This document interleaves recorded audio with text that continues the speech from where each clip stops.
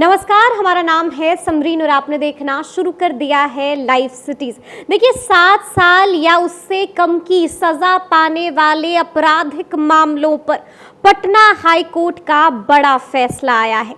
आपको बता दें कि सुप्रीम कोर्ट के एक निर्णय के आलोक में बिहार सरकार से पुलिस अधिकारियों को यह सुनिश्चित करने को कहा गया है कि वो आईपीसी की धारा 498A के तहत मनमाने तरीके से गिरफ्तारियां नहीं करें। अब पूरा मामला क्या है, आज हम इसी पर चर्चा करेंगे और इस पर चर्चा करने के लिए हमारे साथ पटना हाई कोर्ट के जाने माने एडवोकेट देव प्रकाश जी हैं। सबसे पहले बहुत शुक्रिया जी, धन्यवाद जी।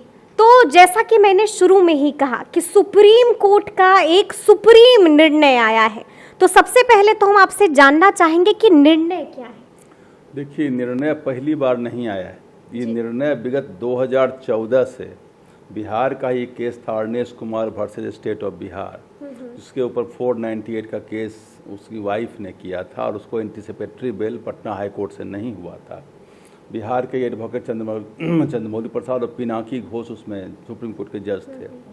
उन्होंने इस बात को बहुत ही एक्सटेंसिव रूप से सुना था और उन्होंने कहा था ये जो दहेज पर जो प्रथा वाली जो केस है और जो क्रूएल्टी वाली केस है, ये धड़ल्ले से हो रही है और परिवार के न केवल पति को, पति के माँ, पिता, मामू, वो बहनों, तमाम रिश्तेदारों को जो वहाँ विदेशों में रहता है उनका नाम भी डाल दिया जाता है और सब लोग खासे परेशान होते हैं। इस चीज़ को सुप्रीम कोर्ट ने कहा कानून अपनी जगह पर है, समाज में जो बदलाव आ रहा है, जिस कानून का जो साइड इफेक्ट आ रहा है और दुरुपयोग हो रहा है, इसको समझना कोर्ट का काम है। और सुप्रीम कोर्ट ने कहा कि जो 498A का केस है, उस केस में केस होते के साथ ऑटो अरेस्ट नहीं होगा। ऑटो अरेस्ट क्या हुआ वकील साहब? बस केस हुआ, जाकर पकड़ के अंदर कर दिए। अच्छा, मतलब मनमाने तरीके वाली अरेस्टिंग नहीं हुई। पटना हाई कोर्ट में एक कोई बैंक मैनेजर थे, उनकी वाइफ ने केस किया था, उनको बैंक से उठा लिया गया था। जस्टिस संदीप कुमार ने कहा कि उसको कौन आई पुलिस ऑफिसर उठाया, उसको मेरे सामने खड़ा करो। अच्छा, हम उसको भी यहाँ से अंदर करा देंगे। मतलब पुलिस वाले की भी क्लास लग गई? जी, बिल क्लास नहीं लगी, हार्ड एक्शन हो गया। अब तो मजिस्ट्रेट भी नहीं बच पाएंगे ऐसे केस में। अच्छा। सबसे बड़ी बात इसमें हुई है कि जो 498A का, अच्छा उन्होंने यह भी कहा कि केवल 498A नहीं, उसमें वो केस भी आते हैं जिसमें सजा 7 साल या 7 साल से कम है। बहुत सारे, चूंकि मैक्सिमम जो पनिशमेंट हैं जितने भी, जैसे कि अब अगर हम आपसे जानना चाहें, क्योंकि बहुत सारे हमारे व्यूअर्स नहीं जानते होंगे कि ऐसे कौन कौन से मामले हैं जिसमें सजा 7 साल से कम है, और आपसे हम ये भी जानना चाहेंगे कि 498A ये जो आईपीसी की धारा का मैंने जिक्र किया है, तो हम चाहेंगे कि एक बार आप उसे भी बताइए कि वो कौन सी धारा है। वो धारा क्रूएल्टी की धारा है। अगर कोई कठोर एक्शन पत्नी के साथ लेते हैं आप या क्रूएल्टी करते हैं, क्योंकि इस धारा में जैसे दहेज वाले में है कि 7 साल तक ही आप कर सकते हैं, ऐसे वो भी फिक्स नहीं, अगर कंटिन्यूड है तो उसके आगे भी जाता है। तो डॉरी प्रिवेंशन एक्ट में सेक्शन 3 और सेक्शन 4 है, लेकिन 498A में कोई समय की सीमा नहीं है।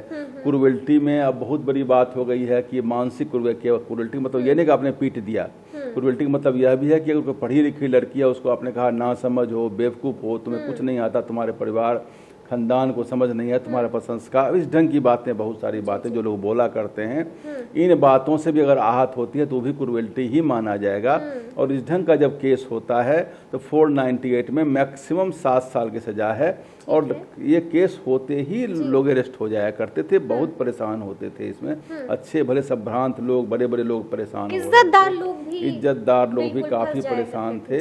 तो कोर्ट उनके रेस्क्यू में आ गई और कोर्ट ने कहा कि नहीं, ऐसे केस में उसको बंद नहीं कर सकते।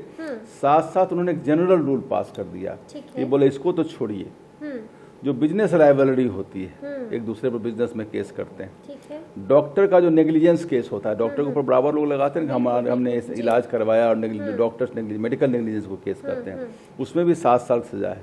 420 का केस, फोर्जरी का केस, जिसमें 7 साल सजा ही होती है। ऐसे बहुत सारे पनिशमेंट्स हैं। प्रिवेंशन ऑफ करप्शन एक्ट, जिसमें अभी CBI के केसेज होते हैं, वो सब प्रिवेंशन ऑफ करप्शन एक्ट के केस, भ्रष्टाचार विरुद्ध, उसमें 7 साल सजा। उसमें कहा यह गया कि जो 41B में एक कुछ लिखा हुआ है, CRPC 41B, उसके अंदर रोमन में 2 में यह लिखा गया है कि इंस्पेक्टर को यह देखना पड़ेगा, जो पुलिस इंस्पेक्टर हैं, जो पुलिस के ऑफिसर हैं, जी उनको यह देखना पड़ेगा कि अगर इसको हम अरेस्ट नहीं करते हैं तो क्या यह जो घटना जो ऑफेंस कर रहा है दोबारा करेगा, अच्छा तो आप अरेस्ट कर सकते हैं। ठीक है। यह देखना पड़ेगा कि अगर इसको नहीं अरेस्ट करते हैं तो क्या ये सबूत को मिटा देगा, तो भी अरेस्ट कर सकते हैं। यह भी देखना पड़ेगा कि अगर ये बाहर रहेगा तो ये अपने गवाह को धमकाएगा, तो भी अरेस्ट कर सकते हैं। यह देखते हैं कि अगर अरेस्ट नहीं करेंगे तो भाग जाएगा, ये फरार हो जाएगा, तो भी अरेस्ट कर सकते हैं। लेकिन वकील साहब इसमें तो इसके अलावे यह देखना है कि अगर इसको छोड़ देंगे तो कल जो कोर्ट में ट्रायल होगा वहाँ कोऑपरेट नहीं करेगा, तो इस ढंग की और सारी बातें। लेकिन बोला ये 4-5 चीज़ों को आपको देखना है। अभी भी ये तो कानून में है। पुलिस वाले क्या करते, एक तरफ से लाइन लिखा और सब में लिख दिया कि हाँ ऐसा लगता है। बिल्कुल मेरा सवाल अब कहा कि इसके रीजनिंग से प्रूव करना पड़ेगा, केवल वो ककहरा की तरह लिखने से नहीं होगा।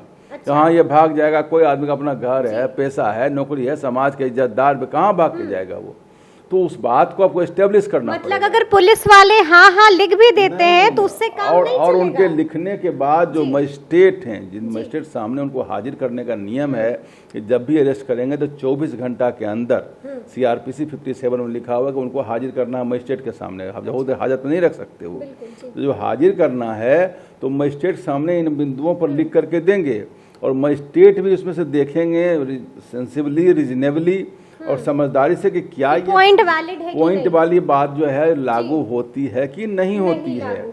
अगर लागू नहीं होती है, मैकेनिकली मजिस्ट्रेट ने भी पास कर दिया, तो उन्होंने कहा कि अब ऐसे केस में मजिस्ट्रेट हों या पुलिस के ऑफिसर हों, उन पर न केवल डिपार्टमेंटल प्रोसीडिंग चलेगा बल्कि कंटेम्प्ट ऑफ कोर्ट भी चलेगा।